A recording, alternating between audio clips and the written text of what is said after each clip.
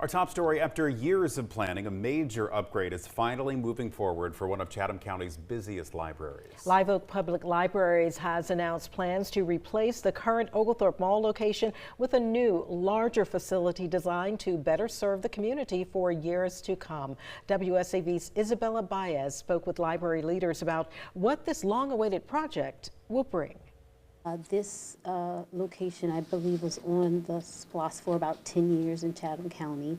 So the community's been waiting a really long time. Live Oak Library's Executive Director Lola DeWitt says the Oglethorpe Library is one of their busiest locations by serving over 60,000 people. But soon the building will no longer be a library, as they're replacing and moving it just 2 miles away at Eisenhower Street and Waters Avenue. The new library will be single-story, unlike the old location. And in the end, DeWitt says this project will cost $11.5 million.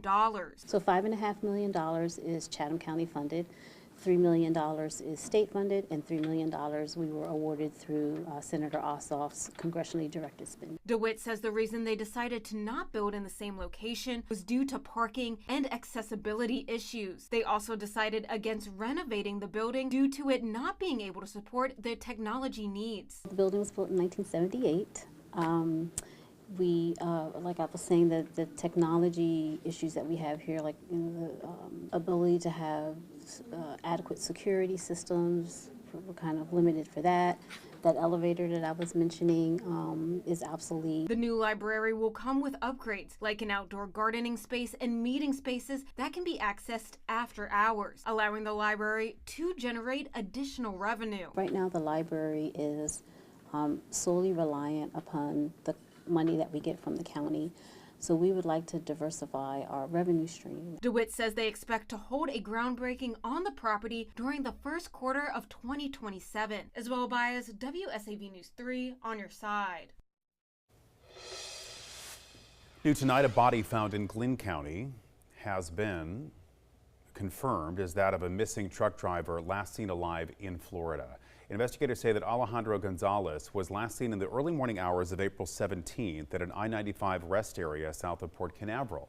He had picked up a shipment of cars the day before at the Port of Brunswick, destined for delivery to Miami. That same day, his truck was found in Port Wentworth with several cars missing from the hauler. The FBI's Tampa and Atlanta divisions are now leading the investigation into his death.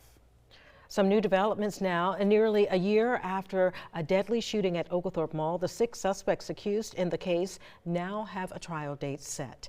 All 6 defendants are scheduled to stand trial September 21st in Chatham County. They face a total of 71 charges combined, including felony murder, aggravated assault, gun crimes, and gang-related offenses, in connection to the July 2025 shooting that led to the death of Tina Smith. Several of the accused remained behind bars after being denied bond.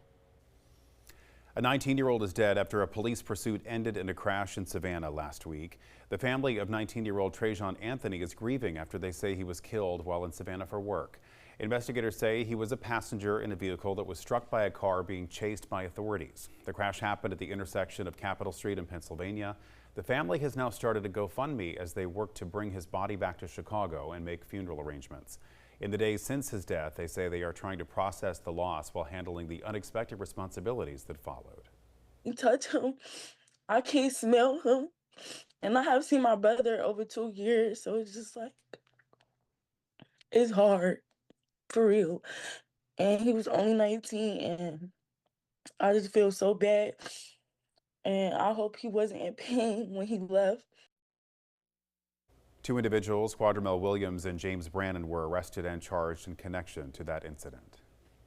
The Highway 82 fire in Brantley County has now burned 22,600 acres with containment up to 32%. Nearly 500 firefighters are battling the blaze as crews work to put out those hot spots, strengthen containment lines, and protect homes. Well, firefighters across the region are working extra hours as they continue battling the wildfire in Brantley County while still responding to calls in their own communities.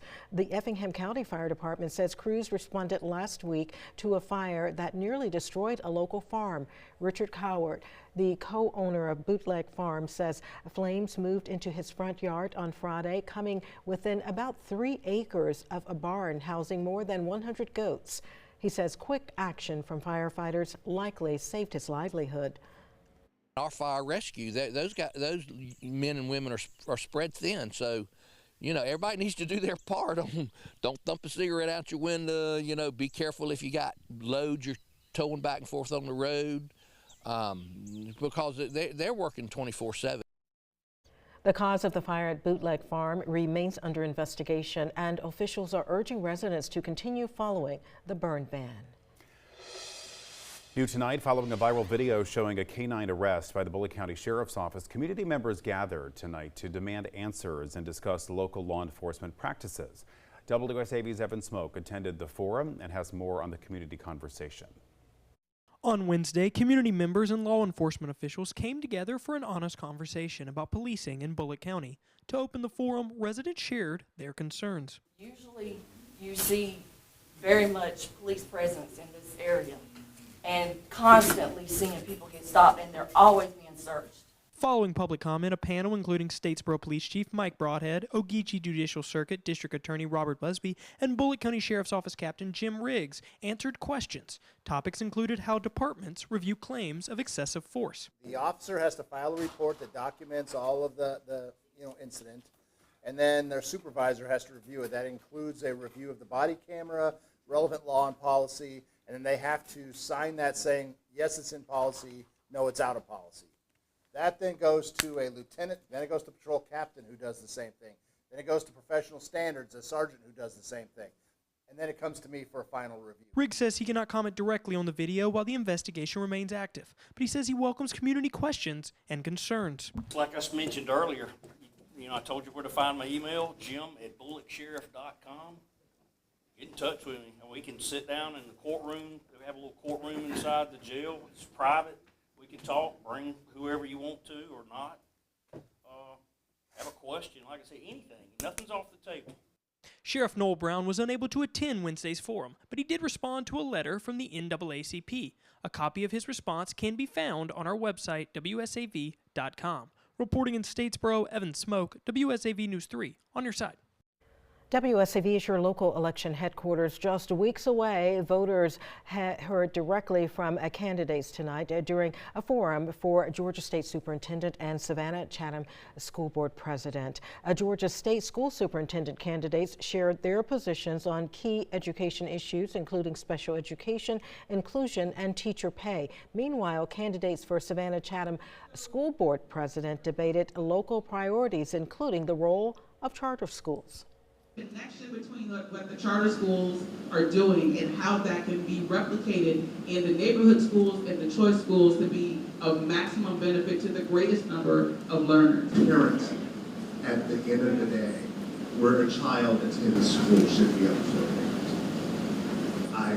I believe that children should be able to attend the school that is right for them.